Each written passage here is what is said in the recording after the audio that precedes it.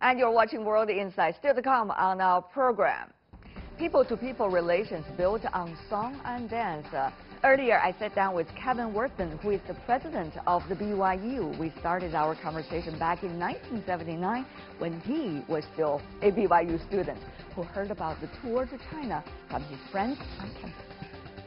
Welcome back. You're still watching World Insight with me, Tian. Let's continue our special series, Pathfinder.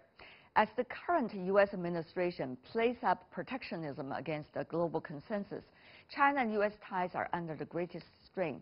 In times of political uncertainty, it is important that people-to-people exchanges remain vibrant.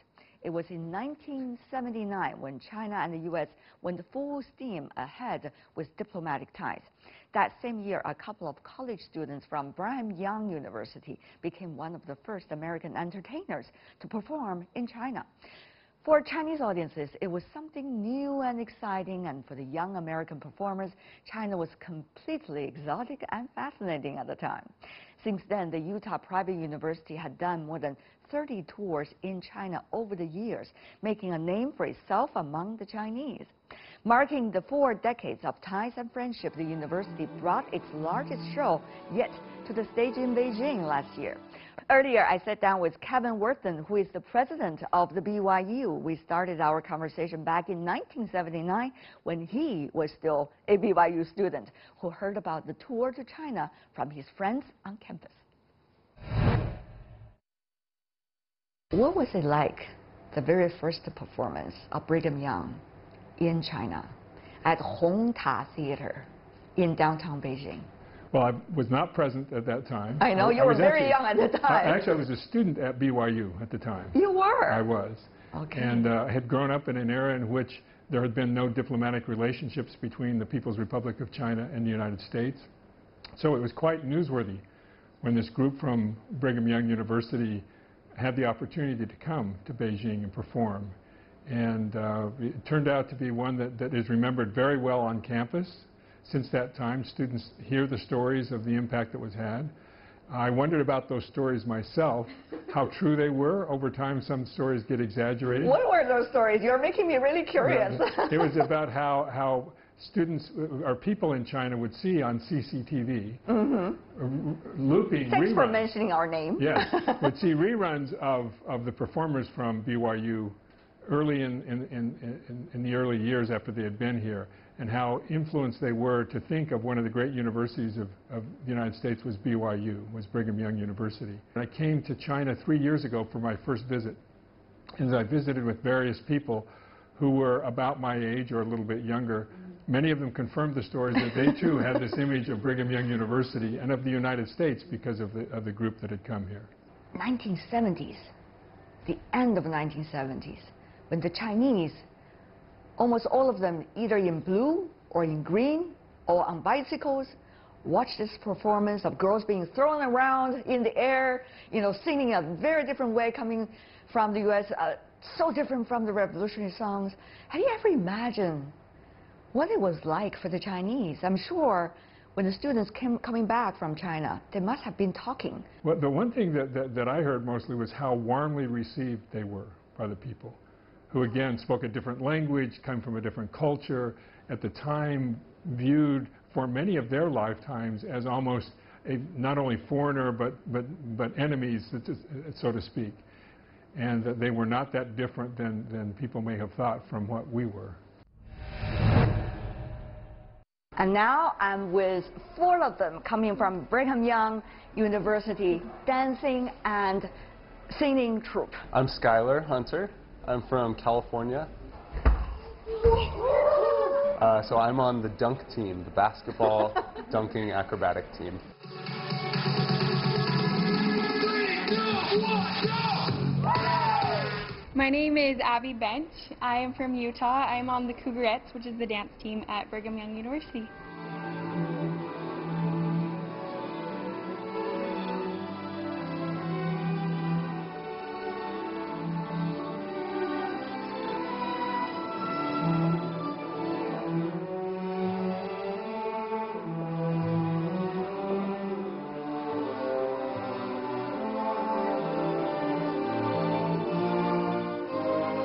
I'm Hannah Dally, and from Utah, studying music dance theater. Every waking moment, turn my head with talk of summertime.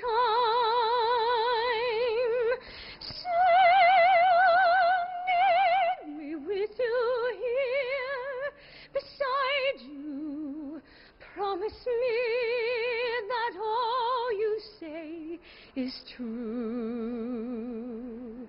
That's all I ask of you. My name is Jansen Dally. We're actually married. Yes. Oh, are you? We are. Oh, yeah. really? Wow, congratulations. Yeah, thank you. I'm on vocal point, so we're an 8-man acapella group.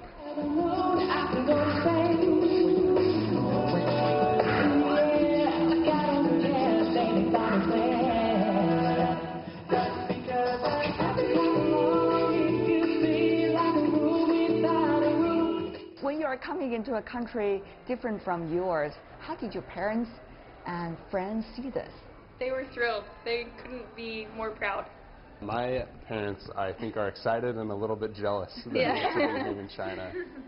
Not only with all of the sightseeing we've been able to do, but with our show as well, and even just walking the streets of Beijing and meeting people dancing on the streets and the festival that's going. Yeah, we were dancing with some of the locals out here that we just met walking around, and it's been great to connect our cultures. And so we were in the park. There was one. They were doing this, and they came here, and went back around. And up. It was just great. They're just so willing to teach us, and they're excited to see us, and we're excited to learn their dancing, I guess their post-supper dancing. So. But, you know, there are so many things going on between China and the United States, in the media, you know, in politics. And therefore, people see your performance here in China with an extra layer of significance. Do you also see it that way? Yeah, I mean, I know there's a lot of things going on, but mostly what we want to do is just show people that, you know, we're all connected, and that we all have things in common, and there's no better way to do that than, in my opinion, than through music and through dance, and so that's really our goal. And we've just loved going out on the streets and meeting the Chinese people, and we haven't performed for an audience yet, but we're excited to make the connection in that way.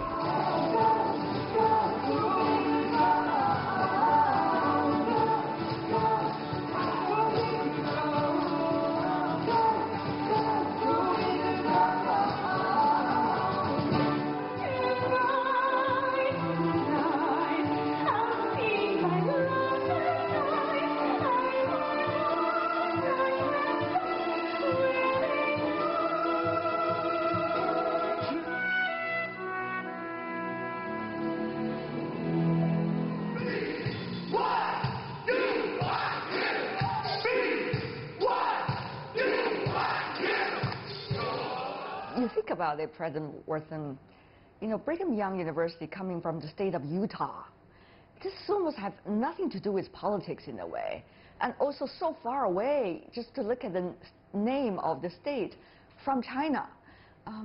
But how come it was one of the really real pioneers in linking the two people together?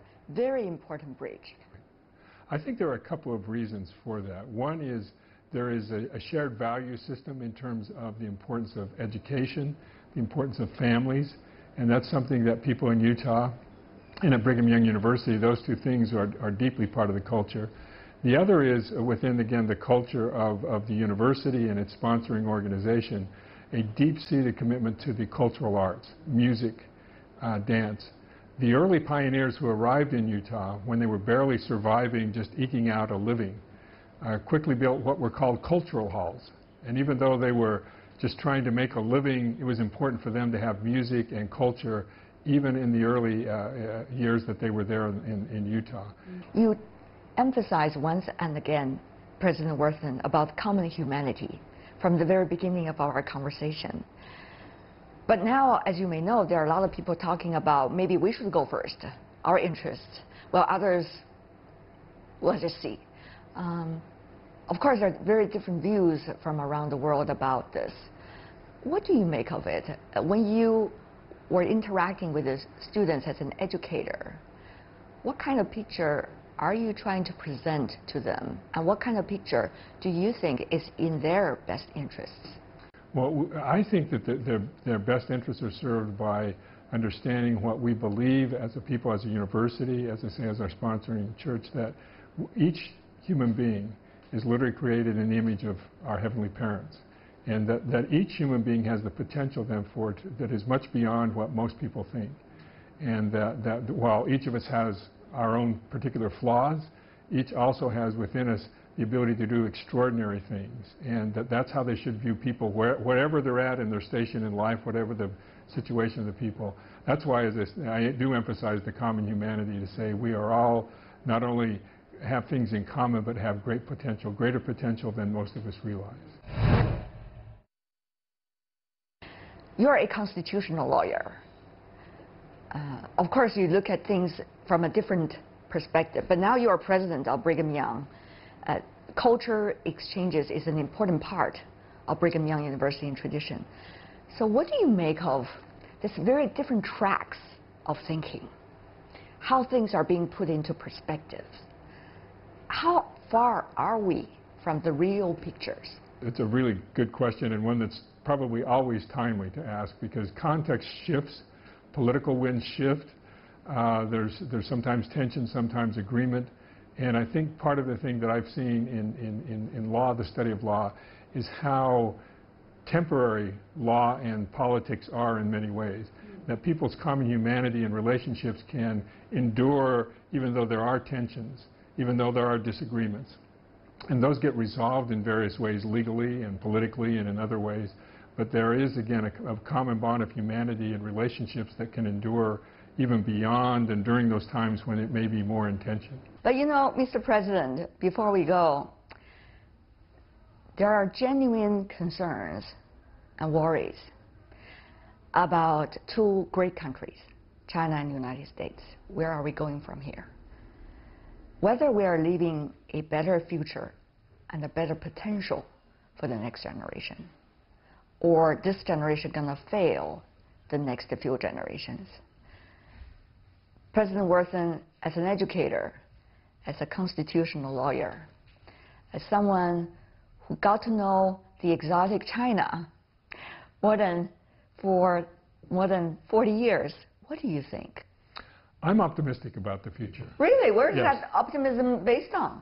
Based on part our past experience. I'll use as one example just what we talked about. If you look at what's happened to both China and Brigham Young University in the last 40 years, it's been remarkable. I don't think either would have predicted, and particularly there's one member of the group here, Randy Booth, who was there in the very beginning in 1979, now here again 40 years later. And to hear him describe the differences in China, it was a much different, just visually, everything else than it was before. And I think that's part of the optimism. But part of it is just, again, the belief in the potential for people to do good and to make wise choices. They don't always do that, and there have been some travesties that have happened. But I think, again, the more people can see the common humanity in each other, I come back to that theme, the more optimistic I am. And programs like this allow that kind of vision, that kind of perspective, to see other people who are different, who speak a different language, come from a different culture, but to see that they share in common, in this case, music and dancing and everything else that is kind of resonates with anyone regardless of their... And that gives me optimism, saying people can still connect at a very deep level, even though the politics around them may be trying to divide them. President Worthen from the Brigham Young University, which sent the first group of entertainers from America to China after the two countries normalized diplomatic relations. Well, that's all the time we have for today for our Pathfinder series. If you'd like to see more of our program, search World Insight. That's the program name. And also you can follow us on Twitter and Facebook and our YouTube channel. I'm Tian on behalf of the team. Thanks for watching. Bye for now.